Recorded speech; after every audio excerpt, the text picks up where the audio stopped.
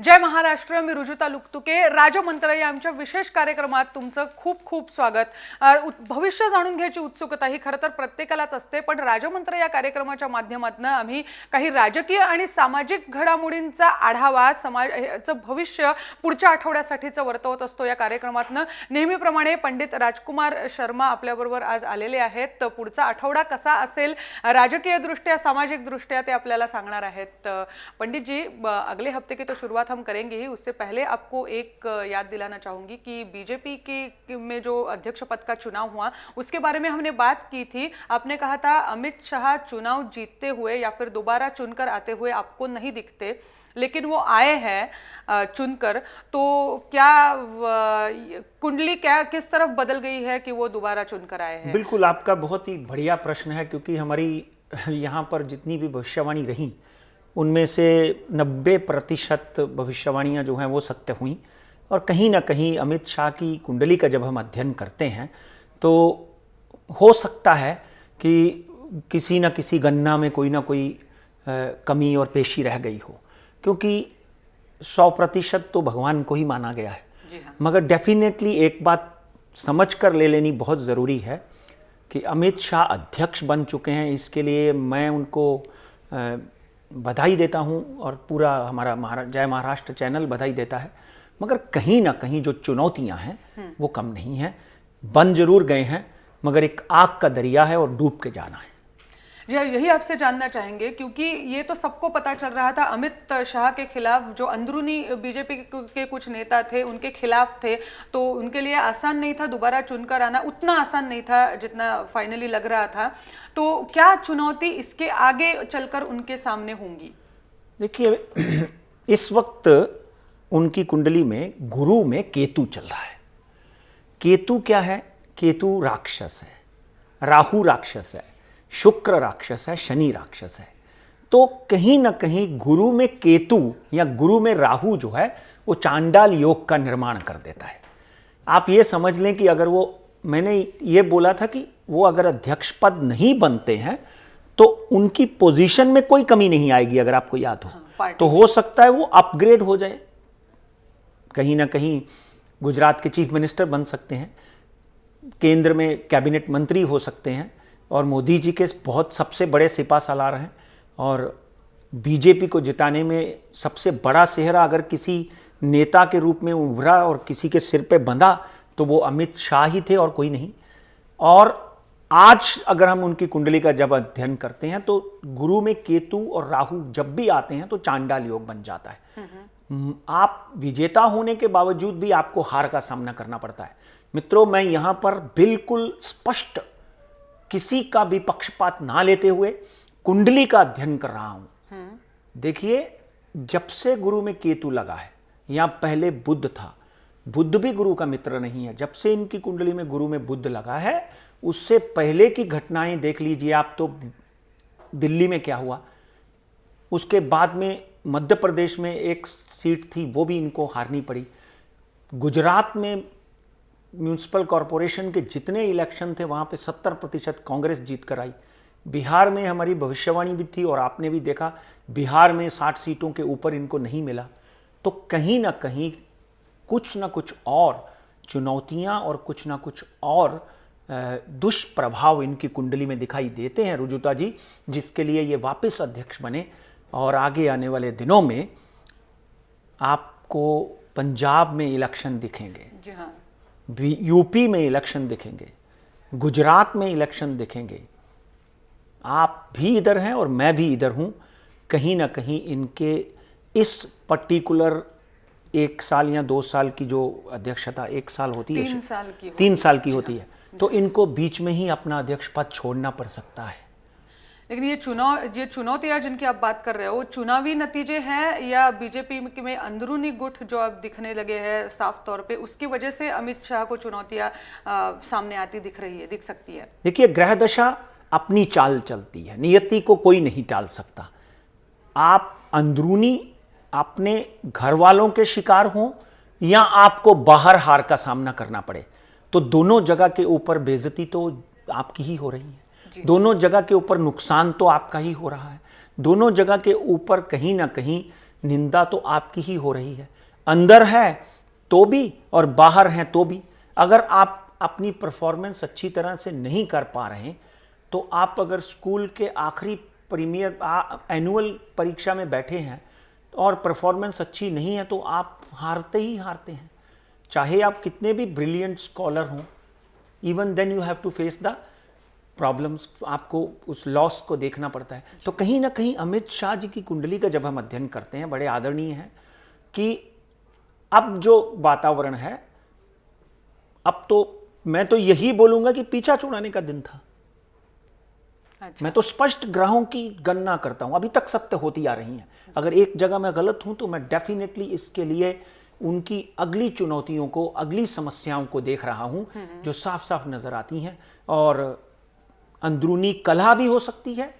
और 3 स्टेट्स में, जो 3 और स्टेट्स में इलेक्शन होने हैं, वहां पर भारतीय जनता पार्टी की परफॉर्मेंस के जिम्मेदारी इनको लेनी पड़ेगी। बिल्कुल। और पॉसिबल है लोग बोले ना बोलें, ये खुद बोल दें कि नहीं, मैं यहाँ विफल हुआ हूँ, यहाँ पर मुझे इस्तीफा देना चाहिए या मुझे कोई और जिम्मेदारी दे दी जाए।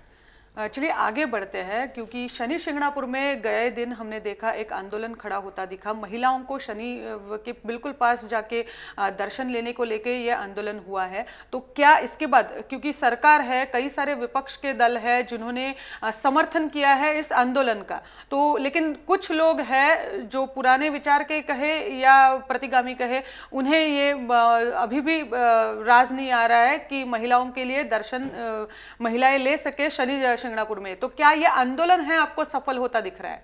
बिल्कुल, आपने बहुत ही सुंदर, और इस वक्त हर चैनल के ऊपर यह बहस छिड़ी हुई है।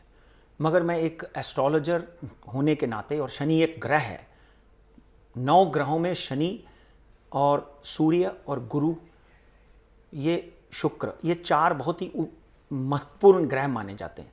शनि एक ग्रह है। उस ग्रह के बारे में जब हम बात करते हैं, तो आज हम शनिवार के दिन ही ये शो करते हैं। और शनि शिंगणापुर हो या शनिदेव के जितने भी बाकी मंदिर हैं, वहाँ पे महिलाओं को जाने से वर्जित किया जाता है। वाई महिलाओं को? ये बहस ही रुजुता जी गलत छिड़ी हुई है। महिलाओं को नहीं, पुरुषों को भी उस प्लेटफॉर्म पे जाने के लिए मना किया गया। मैं तो 50 बार शनि शिंगणापुर गया हूँ। बाहर से आप परिक्रमा कर लीजिए, दर्शन कीजिए और बाहर निकल आइए। हाँ, आप मुझे ये बताइए, गुरुद्वारा में जाते हैं आप श्री ग्रंथ साहब को हाथ लगाते हैं क्या? आप चर्च जाती हैं, चर्च में क्या आप जाकर जीसस क्राइस्ट के हाथ लगाते हैं क्या? नहीं लगाते, कोई नहीं लगाता हाथ। तो अगर हाथ लगाने की बात आए तो यह बहस ही गलत है, नंबर 1। दूसरी बात यह है, शनि एक ग्रह है, नीलांजनम समाभासम रविपुत्र जमाग्रजम छाया मारतंड। छाया उनकी मां का नाम है, सूर्य उनके पिता का नाम है। तो उनको भी जन्म तो स्त्री ने दिया है। तो इसलिए स्त्रियां अगर उनको पास में जाकर प्रणाम करती हैं, तो उसमें कोई गलत नहीं है। किसी भी देवी देवताओं के मंदिर में जाकर आप चरण स्पर्श करते हैं, आप उसके ऊपर तो नहीं बैठ जाते। चरण स्पर्श करना अनिवार्य है। स्त्री पुरुष से ज्यादा महत्वपूर्ण है। गुरु ग्रंथ साहब में कहा है, तिनक्यों मंदा आखिए जिन जम्मे राजान। मनुस्मृति जो मनुवाद के ऊपर, हिंदू धर्म के ऊपर चलती है, उसके प्रीफेस के ऊपर लिखा है, नार्यस्तु यत्र पूज्यन्ते रमन्ते तत्र देवता। यहां नारियों की पूजा होती है, वहां देवता वास करते हैं। फिर किसी पिंडी पे जाकर, चाहे वो शिव हो चाहे वो शनि हो, पिंडी पे जाकर किसी स्त्री ने फूल चढ़ा दिए तो उसमें कोई अपराध नहीं है। मैं देवेंद्र फडणवीस का उन स्त्रियों का पूरी तरह से, क्योंकि ये हमारे जीवन में, मेरे जीवन में ये 760 साल से ये विद्या हमारे पूर्वज इसको अपना रहे हैं। और ग्रहों के ही हम की रचना, ग्रहों का विश्लेषण करके ही खाते हैं। आपने पिछले 20 सालों से अन्य चैनलों पे भी देखा होगा हमको। इसलिए किसी ग्रह की पूजा कर लेने से कोई ग्रह अशुद्ध नहीं हो जाता। शनि तो दैत्य है। शनि के बच्चे का नाम यम है, आपको पता है। शनि के बच्चे का नाम यम है। और एक स्त्री मैं तो बोलता हूं एक स्त्री के जीवन में उसके उसके पेट का अगर अध्ययन किया जाए तो एक हवन चलता रहता है। वो वसुंधरा है, वो पूरे विश्व को जन्म देती है। एक जननी के ऊपर अगर ऐसे आरोप लगाए जाएं कि आप इसको हाथ नहीं लगाए जा सकते, ये रूढ़िवादिता नहीं, घटियापन है। मैं पूरी तरह से उन स्त्रियों का समर्थन करता हूं और डेफिनेटली वो बच्चियां जो इसके लिए आंदोलन कर रही हैं वो सफल होने वाली हैं, क्योंकि सतयुग से लेकर द्वापर तक और द्वापर से कलयुग तक कहीं कोई ऐसी प्रथा नहीं थी। आप भगवान कृष्ण की बात कर लीजिए, वो अपनी गर्लफ्रेंड के साथ, राधा के साथ खड़े हैं। जी हाँ, उनका मंदिर भी है। नहीं, राधा कृष्ण, जी हाँ, कोई रुक्मिणी कृष्ण कहाँ, बिल्कुल। बहुत कम जगह पे बोलते हैं, राधा कृष्ण बोला जाता है, क्योंकि जिन प्रेम कियो तिन ही प्रभु पायो, जिसने प्रेम किया वही। तो यहाँ पर तो स्त्रियां कोई गलत काम वहां पे नहीं कर रही हैं, सिर्फ शनिदेव को प्रणाम करना चाहती हैं। हाथ नहीं लगाने देना तो एटलीस्ट वहां चबूतरे पे खड़े होकर फूल चढ़ाकर प्रणाम करने में कोई हरकत नहीं है, और ये सफल होंगी। इसको ये अगर संविधान में बदलाव होते हैं तो धर्म के संविधान में ये बदलाव मुझे अगले 6 महीने में दिखाई देता है। जी हाँ, क्योंकि एक राजनीतिक मुद्दा भी ये बन गया है। थोड़े राज्य में महाराष्ट्र की राजनीतिक स्थिति को अगर इस फिलहाल हम देखें, अशोक चौहान जो बड़ी हस्ती है महाराष्ट्र कांग्रेस की, वो एक बार फिर से एक उलझन में फंसे हुए हमें दिखते हैं, क्योंकि सीबीआई ने कहा है कि दोबारा आदर्श का मामला है वो उठाया जाए और उसके लिए परमिशन मांगी थी, वो भी उन्हें दे दी गई है। तो क्या अशोक चौहान की कुंडली आगे चल के क्या कहती है? आदर्श से बच पाएंगे, छुटकारा मिल पाएगा उन्हें? 28/10/1958 तुला लगन, मेष राशि।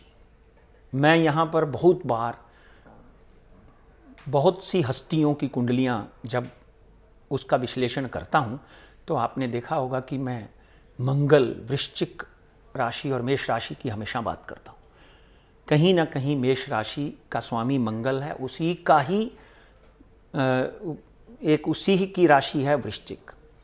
तो यहाँ पर एक बात ध्यान से सुननी बहुत ज़रूरी है दर्शकों, कि मंगल की राशि में जब भी शनि बैठता है तो गुजराती में बोलते हैं दिमाग का दही हो जाता है। मेष राशि मंगल की राशि है, मंगल की राशि में शनि बैठा हुआ है, चाहे वो वृश्चिक में हो।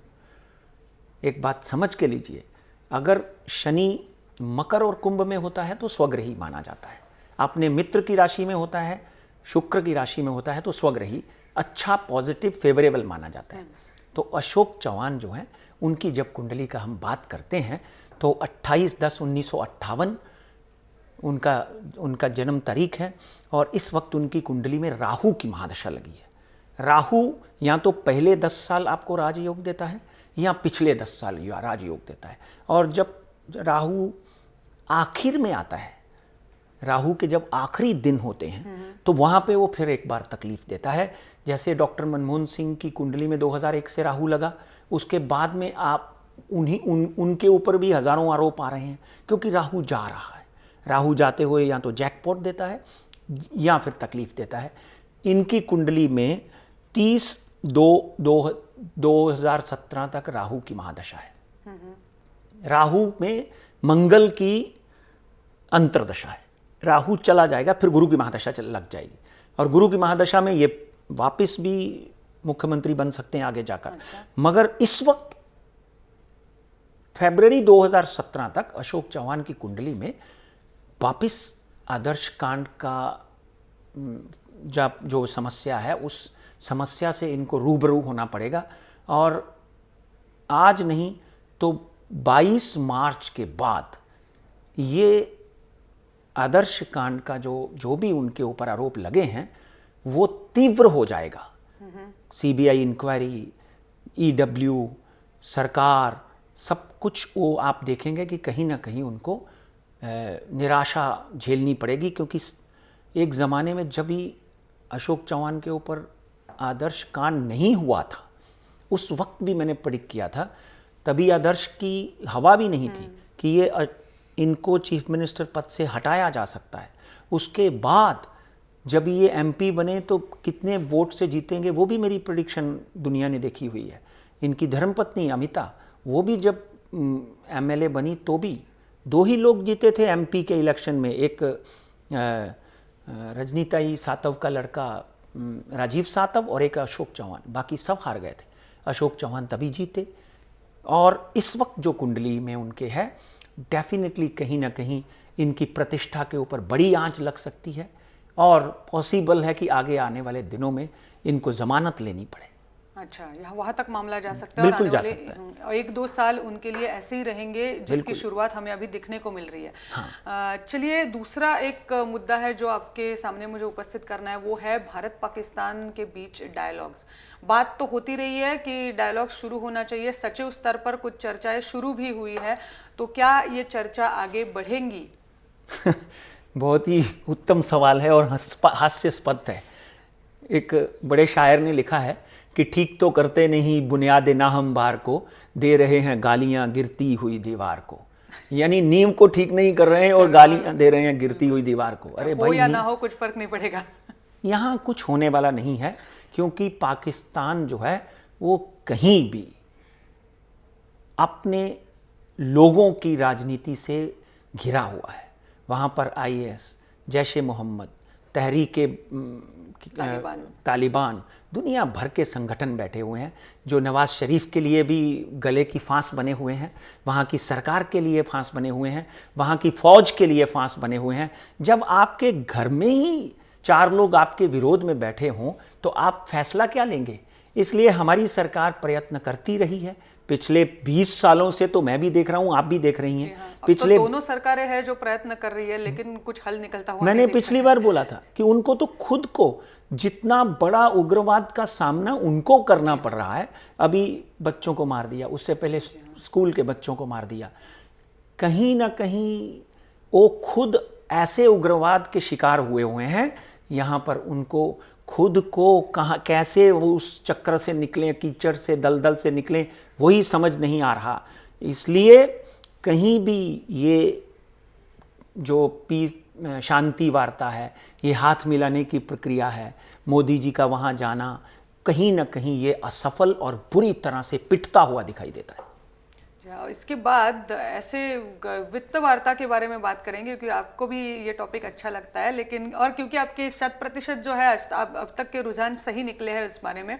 लेकिन उससे पहले, क्योंकि 2 फरवरी को रघुराम राजन जी क्रेडिट पॉलिसी अपनी नई जारी करने वाले हैं। बिल्कुल, आपने बहुत सुंदर सवाल किया, क्योंकि राजनीति और वित्त नीति ये मेरे प्रिय सब्जेक्ट हैं और इनके ऊपर कोशिश करता रहता हूँ मैं कि हर तरह की न्यूज़ इकट्ठी करूँ, हर तरह से विश्लेषण करूँ, रात को उठकर निकई देखूँ, फिर सिंगापुर निफ्टी देखूँ दुनिया भर के, और साथ में ग्रह क्या कहते हैं। वो 2 तारीख को जो वित्त पॉलिसी आएगी वो डेफिनेटली शेयर मार्केट के लिए फेवरेबल रहेगी, भारतीय अर्थशास्त्र के लिए। और सबसे बड़ी इम्पॉर्टेंट बात आपको यहाँ मैं बताता हूँ, बैंकिंग जो इस वक्त डूब रहा है, जी हाँ, एनपीए बड़ी बड़ी कंपनियों के 50-50 हज़ार करोड़ रुपए के जो बैंकिंग की जो पॉलिसीज़ हैं उसमें बड़ा परिवर्तन आपको देखने को मिलेगा।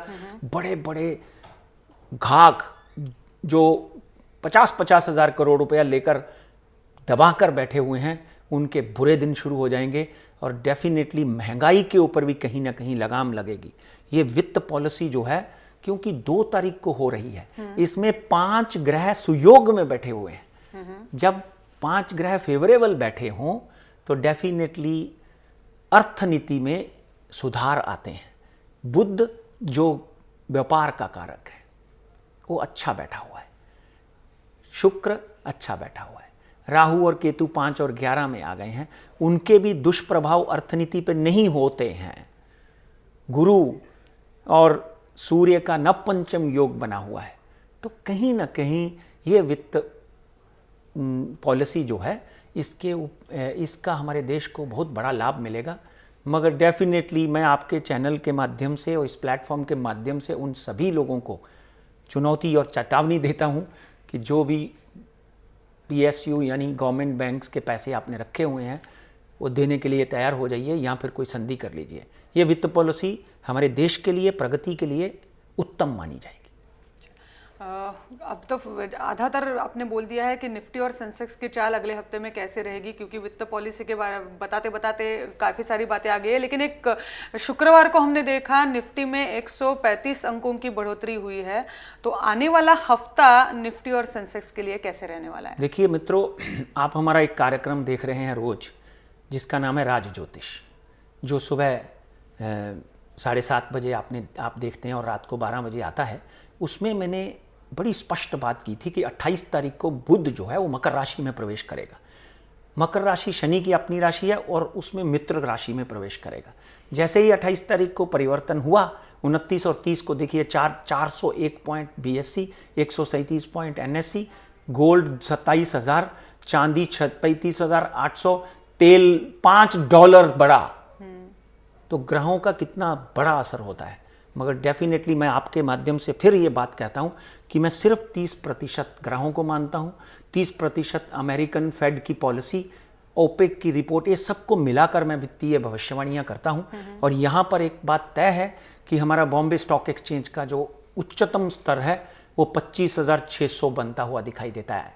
यानी I am bullish on the market. मगर नीचे तब भी, क्योंकि कहीं ना कहीं फरवरी 18 तारीख के बाद में फिर घिसरण शुरू होगी और नीचे का स्तर जो है इस वक्त हम 24,800 24,900 के ऊपर हैं। 24,600 से नीचे बाजार जाता हुआ नहीं दिखाई देता। निफ्टी एक बार फिर 7,700 का आंकड़ा छुएगी।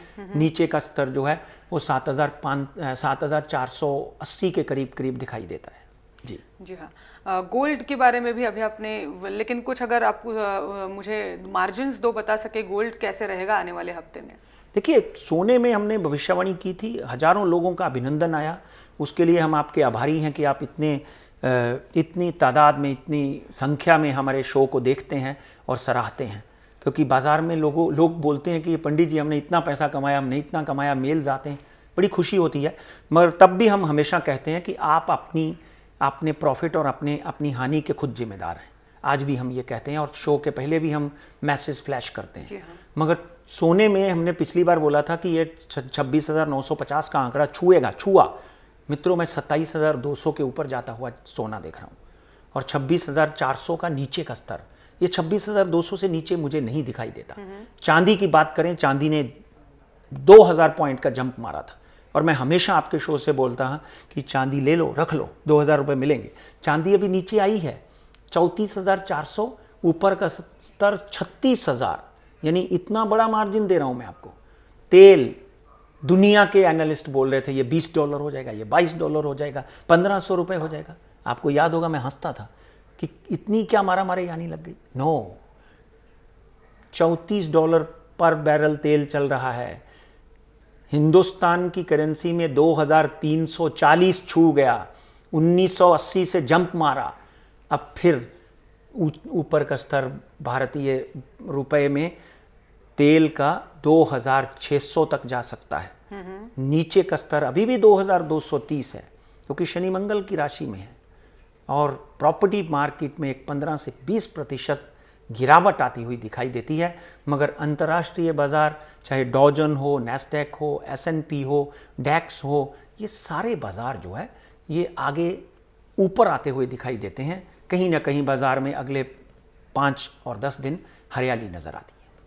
जी, अब काफ़ी सारे बातों के बारे में, काफ़ी सारे चीज़ों के बारे में इस आधे घंटे में हमने बात की। एक्चुअली बातों में वक्त कैसे निकल जाता है पता नहीं चलता, लेकिन ख़त्म होने के बाद हमारा वक्त रुकना पडता है इस हफ्ते के लिए। तो आज या कार्यक्रमामध्ये आपण इथेच थांबतो आहोत। पंडित जी, बहुत बहुत शुक्रिया, आज आप आए इसलिए।